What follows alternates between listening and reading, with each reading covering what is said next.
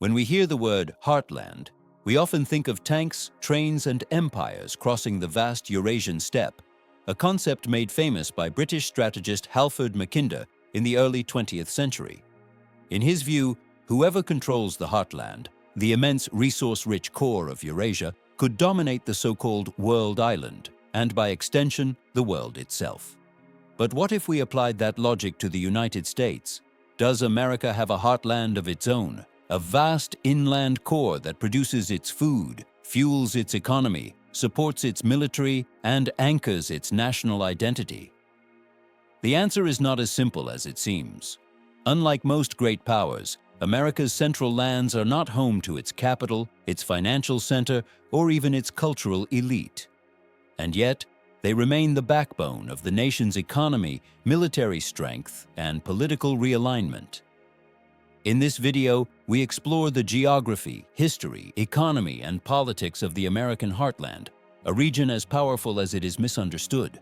The concept of the heartland was developed by British geopolitical thinker Halford Mackinder in a lecture and subsequent paper published in 1904 titled The Geographical Pivot of History. Mackinder argued that Eurasia and Africa together formed what he called the world island, a landmass that concentrated the majority of the world's territory, population, economy, and natural resources. Within the world island lay the Heartland, the largest contiguous landmass of relatively flat terrain, roughly corresponding to modern-day Russia, Central Asia, Mongolia, and China's Xinjiang province. The most important geographic formation in this region is the Eurasian steppe, a vast flat grassland that historically served both as home and highway for nomadic peoples such as the Huns, Mongols, and Tatars. With the advent of railways, mechanized warfare, and the replacement of the Russian Empire by the Soviet Union, the Heartland gained renewed relevance for Western policymakers and military strategists, especially during the 20th century.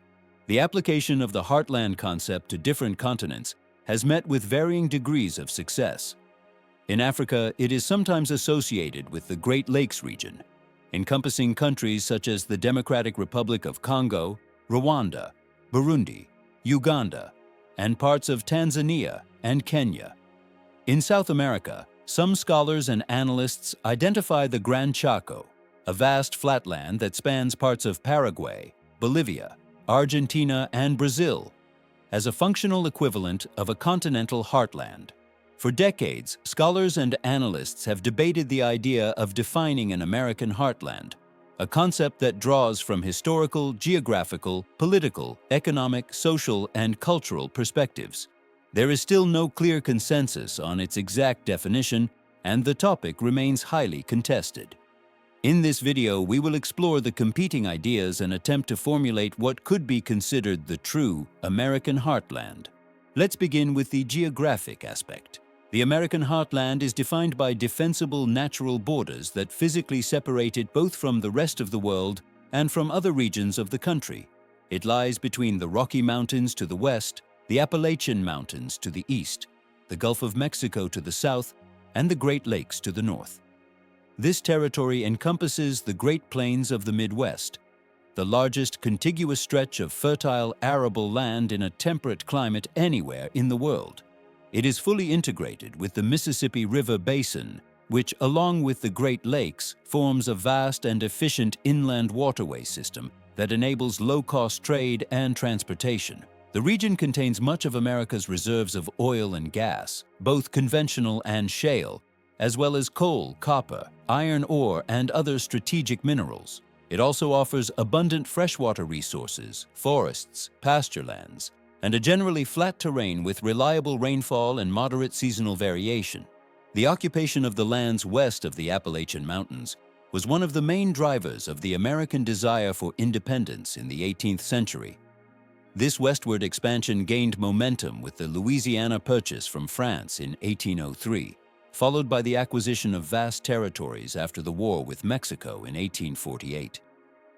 The colonization of these areas was largely shaped by agricultural goals, most notably through the Homestead Acts of the 19th and early 20th centuries, which granted land for free to large numbers of smallholders willing to settle and cultivate it. After the Civil War, during the so-called Gilded Age, American manufacturing, especially heavy industry, began shifting from the East Coast to the Midwest, a region already recognized as the nation's breadbasket. The natural network of rivers was reinforced by major investments in railroads and highways, enabling efficient transportation of agricultural and industrial goods. West of the 20-inch annual precipitation line, colonization required more intensive support from both the federal government and private capital, given the harsher climatic conditions. The Texas oil boom in the early 20th century also played a pivotal role in consolidating the region's energy dominance. The combined agricultural, industrial, and energy strength of the American heartland became a critical foundation for the military might that secured victory in 2 world wars and helped project U.S. power globally. By the late 20th century, however, parts of the Midwest began to deindustrialize, giving rise to what became known as the Rust Belt.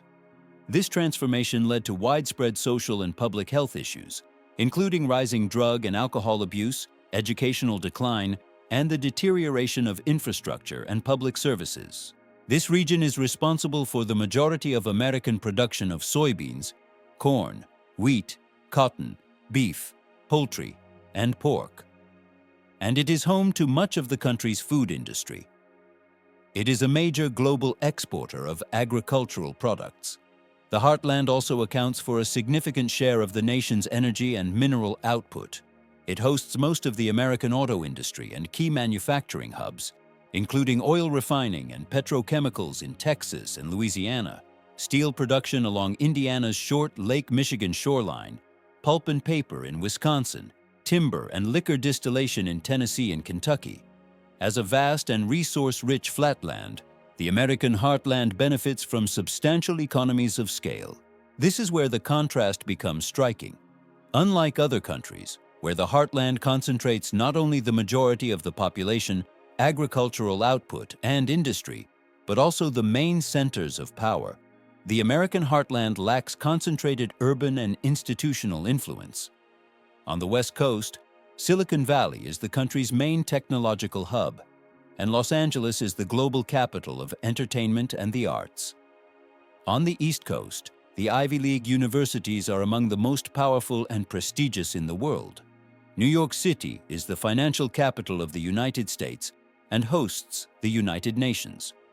Washington, D.C. is the political capital, home to the World Bank and the IMF, while the surrounding Beltway area includes major federal institutions like the FBI, CIA, and Pentagon. The U.S. Naval Academy is in Annapolis, Maryland, and West Point in New York State hosts the U.S. Military Academy. Even Orlando, Florida, can be considered the nation's capital of amusement parks. Now, to be fair, the heartland does include Chicago, the nation's main commodities trading hub, the U.S. Air Force Academy in Colorado, and some of the developments in the Austin tech scene are certainly worth mentioning. That said, it's striking how American elites across various sectors are clustered in distinct coastal hubs. This creates a fundamental disconnect in orientation between those elites and much of the American population, especially in declining regions of the heartland. There are deep differences in views regarding the role of American power in the world, the importance of maintaining overseas military bases, and the embrace of a globalized cultural morality that is often detached from religion and traditional values. This divergence expresses itself clearly in voting patterns. In recent elections, Donald Trump and the Republican Party have embodied the political will of most of the heartland. The American heartland is vast, productive, and strategically critical. It feeds the country, powers its factories, fuels its vehicles, and supplies its armed forces. Its rivers move goods, its soil grows exports, and its land holds the nation's deepest reserves of natural wealth. And yet, for all its importance, the heartland often finds itself on the margins of power. America's political decisions are shaped in Washington. Its cultural narratives are written in Los Angeles and New York. Its financial priorities are set by coastal elites whose lives and values often differ radically from those living in the middle of the map. This growing disconnect between the productive core and the governing periphery may be the defining tension of 21st century America.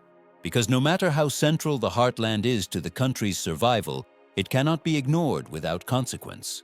What do you think? Especially if you're watching from the US, I'd love to hear your thoughts in the comments.